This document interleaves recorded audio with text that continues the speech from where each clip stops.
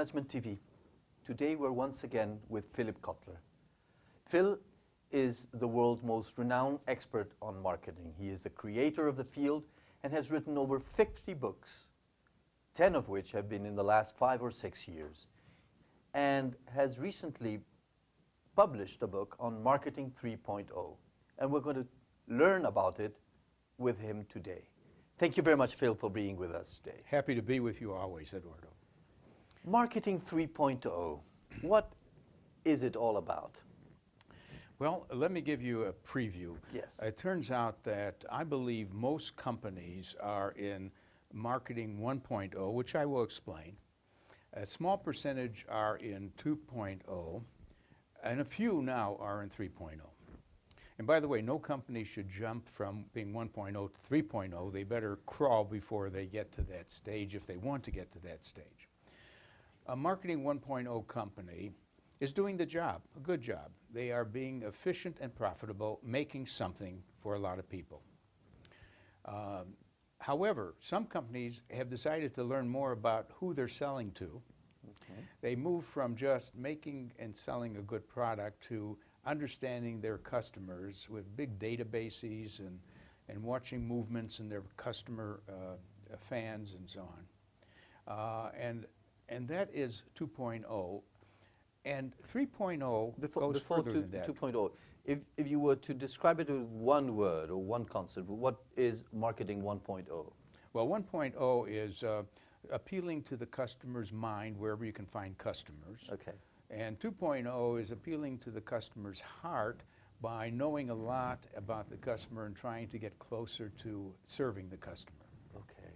And now, yes, Marketing 3.0? And Marketing 3.0 is about knowing the customer is more than a person simply interested in a product that you're providing, but is a person who has concerns.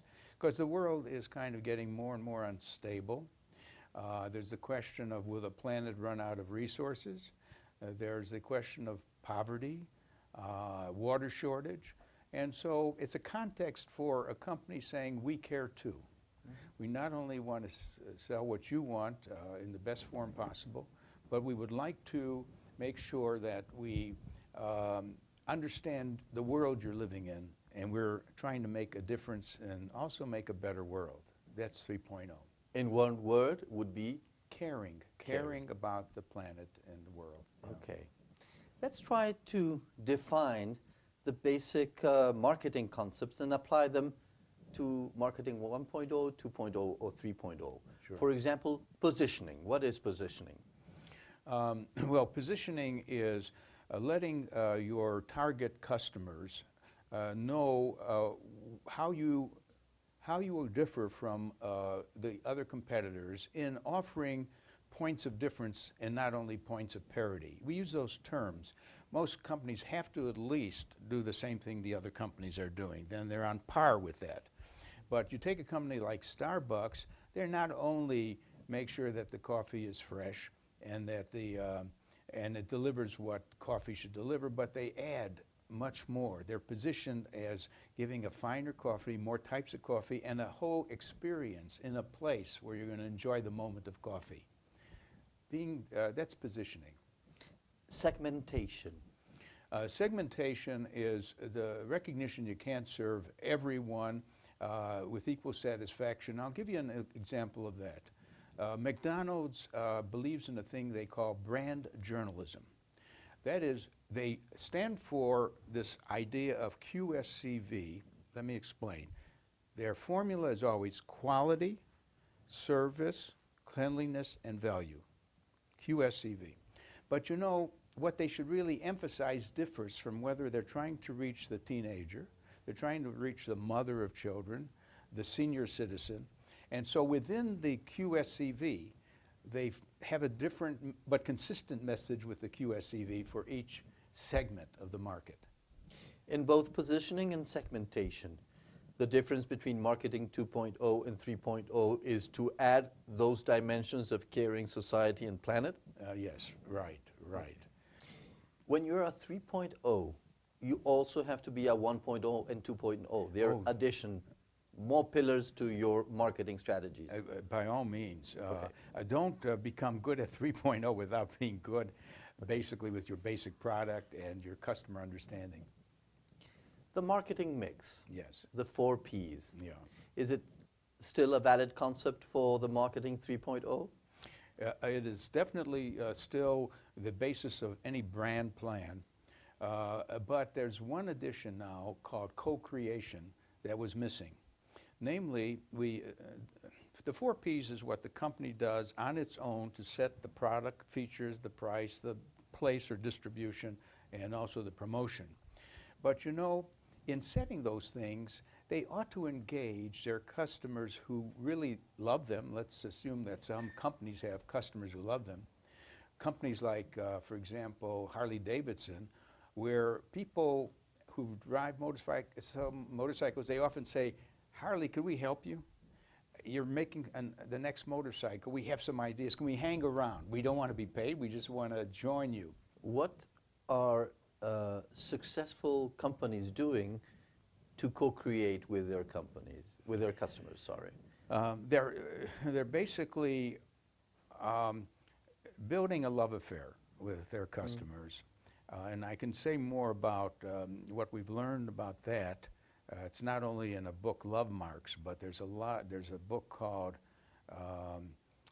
Firms of Endearment that have taught us how to turn on your own customers as well as your employees. There's a lot involved in getting closer to your. There's a thing we call crowdsourcing. It's a term used in a book called The Wisdom of Crowds, which say that there are a lot of people out there who would like to participate in your company in one way or another, and not only in what your product might become, but also what your advertising might become. Wonderful story about Doritos, which is a snack food like a potato chip. They decided not to use their advertising agency to develop a new ad campaign. And they said to all of you people who love Doritos, any of you who want to create a campaign for us, an advertising campaign, please send it to us. We will choose the best ones and reward you for it. And not only that, the very best one will be used for our next campaign, which means that they're bypassing the ad agency, and they ended up with a brilliant campaign that no ad agency would have probably, with its narrow interest in a few concepts, have come up with. That's crowdsourcing, getting the crowd to join you, or it's co-creation with your fans. That's a great example on one of the 4 Ps, that would be the promotion. Yeah. Let's take on the product side. Yeah. How can you invite specifically your customers or customers to design the product with you? Well, you know, it's been done for a long time within the B2B world, the business-to-business world. Any business firm that's making a technical component will go through an alpha and a beta test. Now, the alpha test is to make sure that the component works, doesn't break down inside the company using your own scientists. But then they select a subset of customers with whom they have a good relation, and they ask them to try the product and to suggest any improvements before they do a launch of the final product. So beta testing is the same as co-creation. Okay. Question is, what about a consumer packaged goods company? Well, they do it by having maybe a consumer panel. In fact, do you remember research being done at MIT called lead users? Lead users. No. The professor in that area has shown many companies that they will always have some users who are demanding. In fact, they take the product they just bought from you and improve it themselves. It could be a computer where they play around with the software or the hardware and make it work better. So lead users is another version of watching people take your product and make it better. Let's see co-creation with price. Yeah. Is that possible, or that's too risky? How can customers help you set the appropriate price? Well, you know, it's done in the following way, which most companies can't do it that way. When you say as a restaurant, and this has happened, come in, order what you want, and then pay whatever you want. Okay. That is to say, and a movie theater could do it. Movie theater could say, just come in, watch the movie, and just leave whatever you thought the movie was worth. Okay. It hasn't spread, but it is a way of saying, let the customer be the judge of the value of the product. And finally, if we go to the 4 Ps with co-creation, would Yeah. be place, distribution. How can customers help you co-create your distribution channels? Well, it isn't the final customers there. It is the distribution channels that are your customers at the intermediate level. Yes. And do you know many of the middlemen have been actually reshaping the product. The history of Walmart is telling a toy manufacturer their box or their package is too big for the shelf, and almost giving the design for a better box or package, or actually saying we won't accept it at that size. Go back and so on. So I would say that is co-creation with your distribution system.